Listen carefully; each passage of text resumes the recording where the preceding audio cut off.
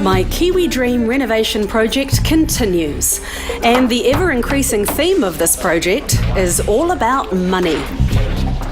It looks like I'm destined to save some money on the expensive underfloor preparation by using one of my friend's contacts.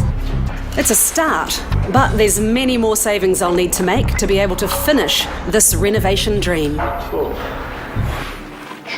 Out in the barbecue area, Pascal is creating a mosaic masterpiece using the little original 1950s tiles that I rescued from the demolition.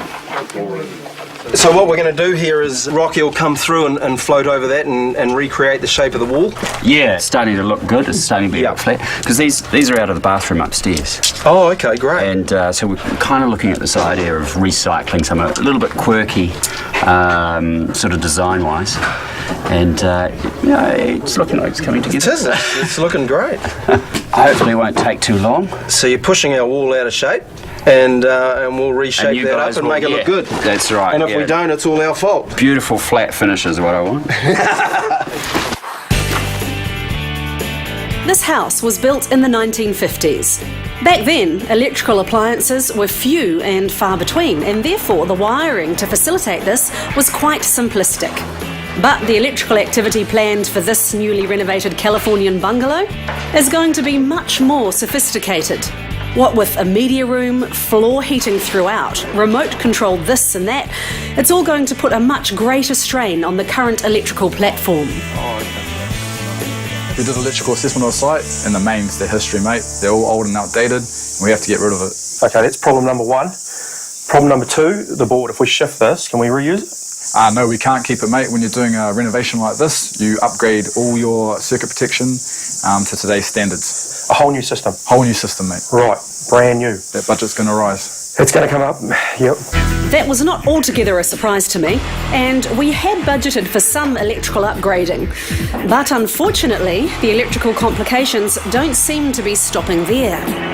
Some minor underground drilling to house some cabling under one small portion of the driveway is turning into a much bigger job. Hey, mate. We've got a few issues here with this pole. We've dug a little hole here and we're going to drill down to the house, obviously. But what's changed is the pole's been condemned. The ivy's gone crazy. It's a safety issue. They won't accept a cable going up through there. Well, they just can't feed it through there.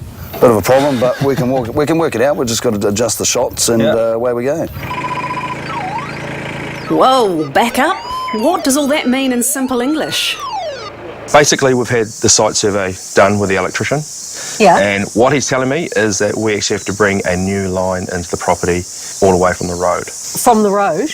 All the way from the road. I mean, there's two ways of doing it.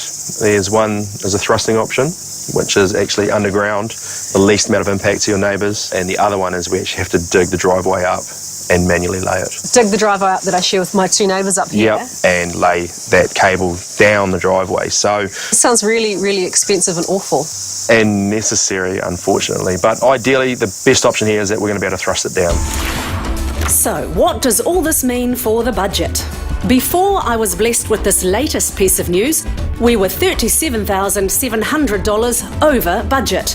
We had allowed for changes to the meter box in the original budget, but having to replace all the power from the street down to the house is unbudgeted, and it comes with a yet unresolved outcome of bad news versus worse news.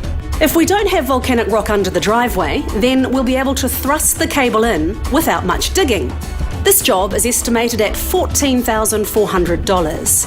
However, if the survey reveals that volcanic rock lies beneath the driveway, then we'll have to dig it all up, much to the annoyance of the new neighbours who share the driveway, and at a price tag of $38,000.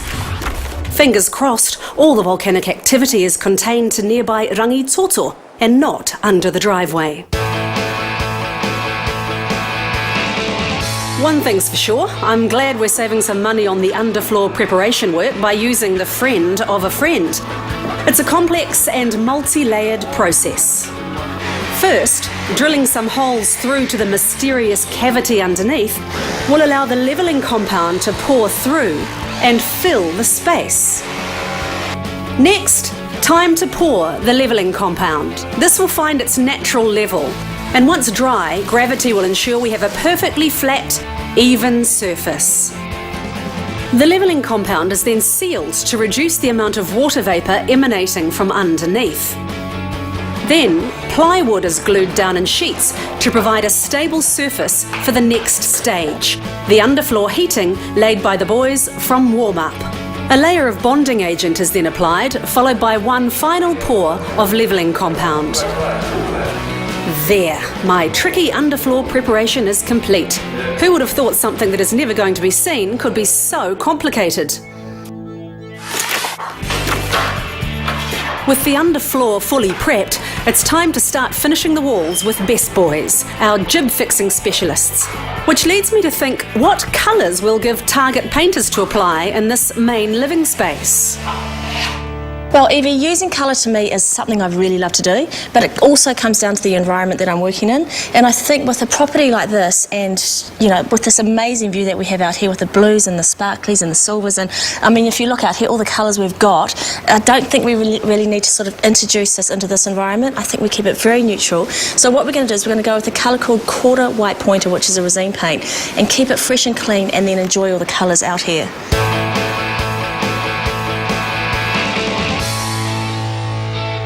Hey, now what's happening out here? Because this has been completely off my radar. It's turned into a bit of a dumping ground. I'm a bit concerned that nothing is going to happen with our front patio here. What we're doing is some timber strip decking along here, floating. It'll be up, raised up to the level of the floor, so it's just easier to come in and out.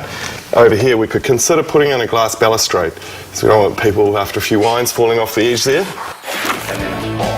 After the break, just when I thought I was winning, the living room floor job turns horribly pear-shaped.